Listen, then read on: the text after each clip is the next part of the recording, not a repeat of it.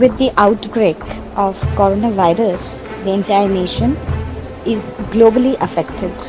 So, in regard to this, we would like to advise all and request all to stay home, stay safe, and sanitize your hands. Don't go out, and let's break the chain of coronavirus. Hello friends, welcome to aspiring life channel once again. एक नए video के साथ आज आपका फिर से स्वागत है। ये वीडियो मैं सारे बच्चों के लिए बना रहा हूँ, पेरेंट्स के लिए बना रहा हूँ जो हम तक पहुंच शायद नहीं पाते, बिकॉज हमारा ऑफिस हर वो जगह पर नहीं है जहां से बच्चे हमें कॉल करते हैं। और इंडिया से लगभग 10, 12, 15 हजार बच्चे हर साल अब्रॉड जाते हैं मेडिकल पढ़ने के लिए। हमारे पास तो शायद 1% ही बच्चे आते हैं। तो वो 99% बच्चे किसी न किसी कंसल्टेंट के पास जाएंगे।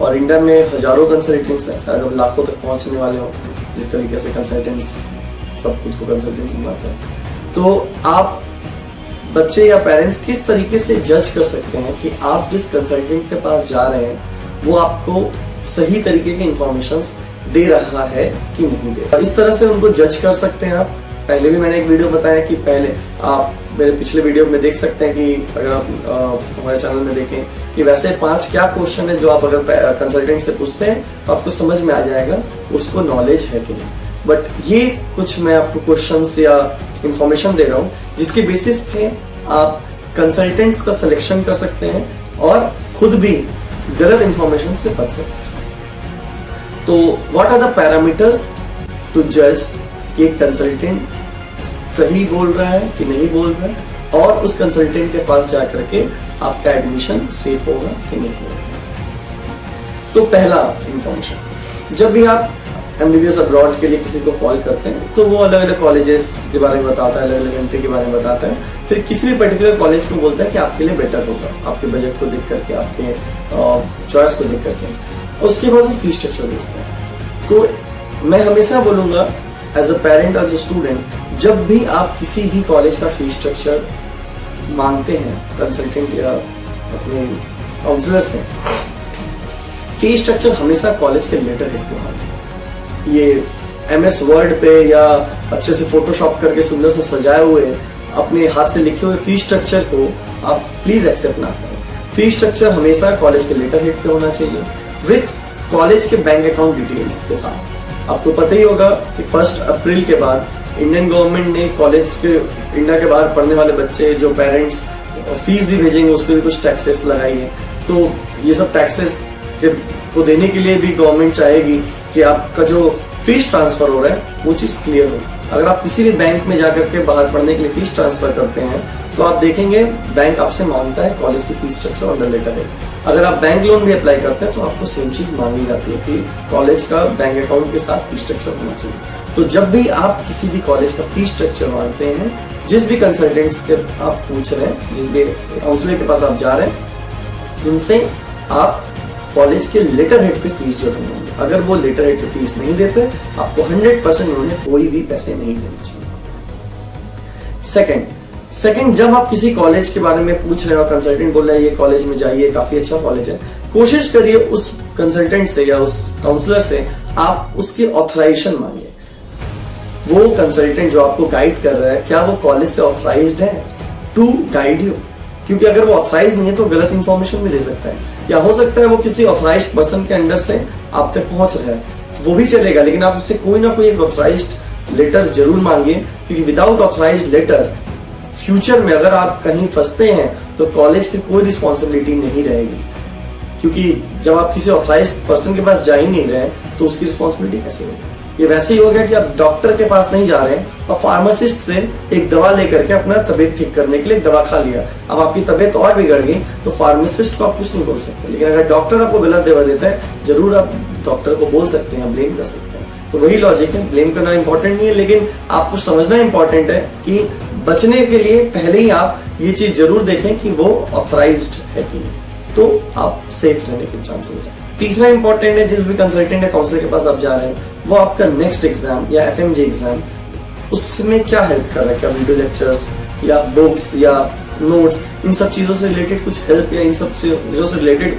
कुछ बातें वो कर रहा है। क्योंकि अगर ऐसा कर रहा है तो he will definitely support you through out the 5 year. क्योंकि जो कंसल्टेंट सिर्फ एचजे का एडमिशन करने में इंटरेस्टेड है, वो आपको 5 साल तक सपोर्ट शायद ना कर पाए। इसीलिए जो एफएमजी रिलेटेड भी आपको इन्फॉर्मेशन या डिटेल्स देता है तो जरूर आपको फ्यूचर में भी हेल्प के लिए हमेशा तैयार रहेगा। चौथा बहुत इंपॉर्टेंट पॉइंट है कि जब भी आप कंसल्टेंसी किसी कॉलेज के बारे में लेते हैं, उस कॉलेज का एफएमजी या एमसीए पासिंग रिजल्ट जरूर पूछें और उसे भी ओपनली इस बात को डिस्कस करें। जो भी हो, कम हो ज्यादा हो, इस चीजों को जो अगर वो डिस्कस करता है, इससे समझ में आता है कि consultant is aware of what he is doing और वो ट्रांसपेरेंट भी है।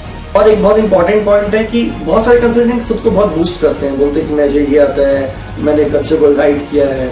खुद वो डॉक्टर नहीं है, ना डॉक्टर बनने में कोई इंटरेस्ट था उनको, लेकिन एज अ कंसल्टेंट वो ऐसा बिहेव करते हैं कि हजारों डॉक्टर को वही बना देते हैं, प्रोड्यूस कर देते हैं।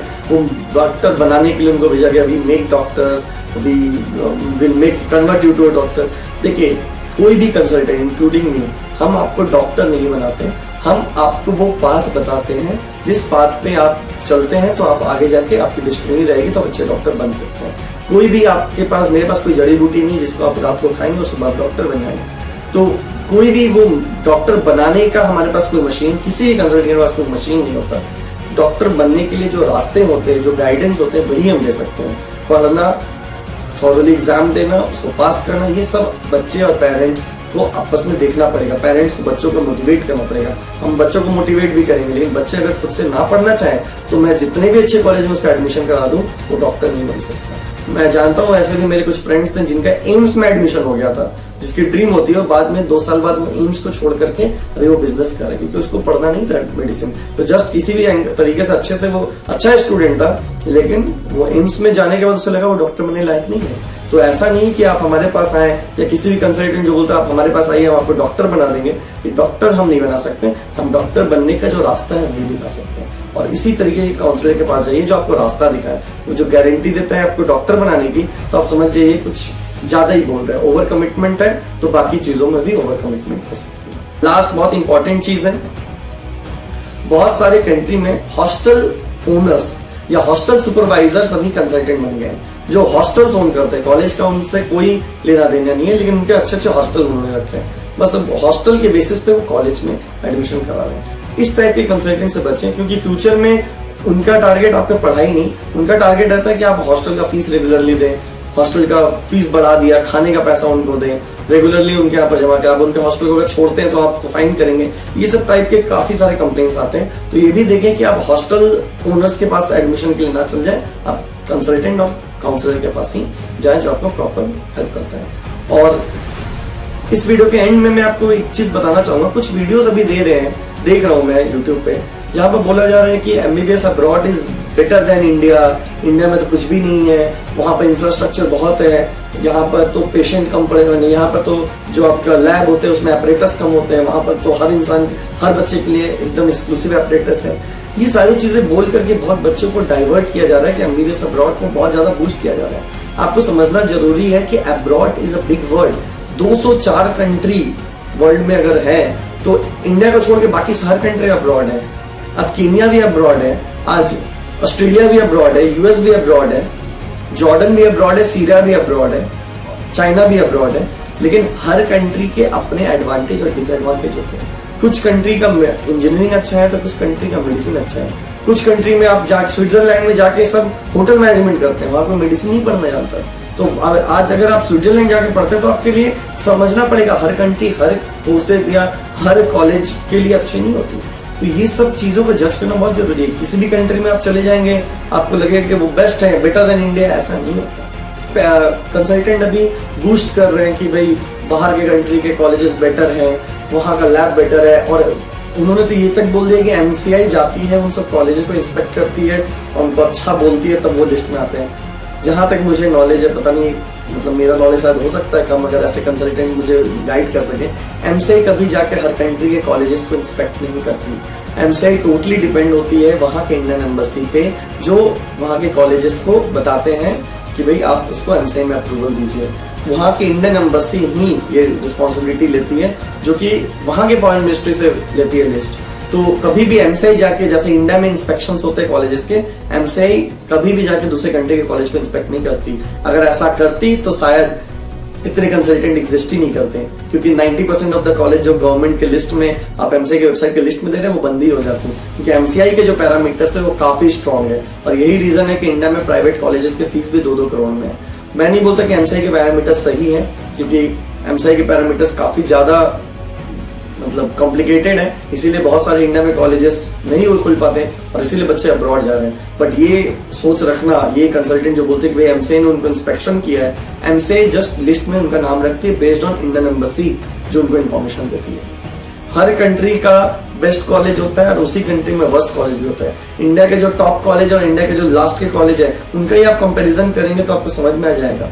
आज इंजीनियरिंग से अगर कंपेयर करें आप, इंजीनियरिंग आईआईटीज और एनआईटीज के जो लेवल है उस लेवल में ही बोलते हैं यहाँ पर कुछ प्राइवेट कॉलेजेस। आप यूट्यूब पे वीडियो प्ले करिए, आपको आईआईटीज और एनआईटीज के बड़े बड़े सुंदर सुंदर वीडियोस नहीं मिलेंगे उनको बूस्ट करते हुए कि we are the best college. But वो सब प्राइवेट यूनिवर्सिटीज जिनमें एडमिशन ही नहीं हो रही, 50% सीट वैकेंट रह रहे हैं, वो ऐसा बूस्ट करते हैं कि वो नंबर 1 कॉलेज ऑफ इंडिया है, टॉप 10 कॉलेज फॉर इंजीनियरिंग है। वो खुद को बूस्ट करते हैं, फिर उनकी सीट खाली रहता है। क्योंकि सच्चाई यही है कि जिनको बहुत ज्यादा एडवर्टाइजमेंट की जरूरत पड़ती है, कहीं ना कहीं उनका बेस में कुछ कमी है। आज एनआईटी खुद को एडवर्टाइज नहीं करता, आईआईटी खुद को एडवर्टाइज नहीं करता, बच्चे खुद सेलेक्ट होते हैं, मेहनत करते हुए जाते हैं। तो वही लॉजिक आपको अब्रॉड मेडिकल में भी समझना होगा। बहुत सारे कंट्री का बहुत एडवर्टाइजमेंट देखेंगे, गूगल पे सर्च करेंगे, उसी कंट्री के बारे में हर जगह फैला हुआ रहेगा इन्फॉर्मेशन। आपको समझना पड़ेगा ये सिर्फ एडवर्टाइजमेंट गिमिक है या एक्चुअली उस कॉलेजेस में वो सारी फैसिलिटीज जिसके बेसिस पे आप एक अच्छे इंडिया में वापस आके प्रैक्टिसिंग डॉक्टर बन सकते हैं, वो सारी फैसिलिटीज हैं। इससे रिलेटेड और भी इंफॉर्मेशन चाहिए तो इस वीडियो को देखें और भी हमारे पहले के वीडियो को देखें, हमारे चैनल को सब्सक्राइब करें और हमें कॉल करें, हमारे काउंसलर्स के साथ अपॉइंटमेंट लें। क्योंकि एक ऐसी वीडियोस पे मैं आपको सारी चीजें एक्सप्लेन कर पाऊँ मुश्किल है, इसीलिए 1-to-1 काउंसलिंग में बहुत जरूरी है। क्योंकि हर पेरेंट्स, हर बच्चे का बजट, टारगेट अलग होता है। कोई एमबीबीएस करके इंडिया में वापस आना चाहते हैं, उनके लिए कॉलेज सिलेक्शन अलग तरीके से देखते हैं। कुछ बच्चे एमबीबीएस करके अब्रॉड सेटल होना चाहते हैं, उनके लिए कॉलेज सिलेक्शन में अलग पैरामीटर्स देखनी पड़ती हैं। कुछ का बजट 20 लाख तक होता है, उनके लिए कुछ कॉम्प्रोमाइज करना पड़ता है। कुछ का बजट 50 लाख भी होता है, उनके लिए भी कुछ देखना पड़ता है। अब ये जो कॉलेज का बजट है उसको भी सेग्रीगेट करना होता है कि ये फीस का बजट है कि ये हॉस्टल का बजट है। कुछ जगह पर कॉलेजेस की फीस 20 लाख है, लेकिन रहने खाने का खर्च भी 25 लाख है, तो आपका 45 लाख बजट हो जाता है। ये आपको देखना है कि आप ऐसे पैसा देना चाहते हैं। और कुछ कॉलेज में 30 लाख बजट है बट रहने खाने के में 3-4 लाख में हो जाएगा, तो ओवरऑल आप फीस ज्यादा है लेकिन बजट ओवरऑल कम है, ट्रैवल कॉस्ट कम है। तो ये सारी चीजों को आपको समझना बहुत जरूरी है। तो कंसल्टेंट्स को सेलेक्ट करने से पहले ये सारे पॉइंट्स जो मैंने शुरू में बोले इसको बहुत जरूरी से आप फॉलो करिएगा। Anyways, thank you, wait for our next video.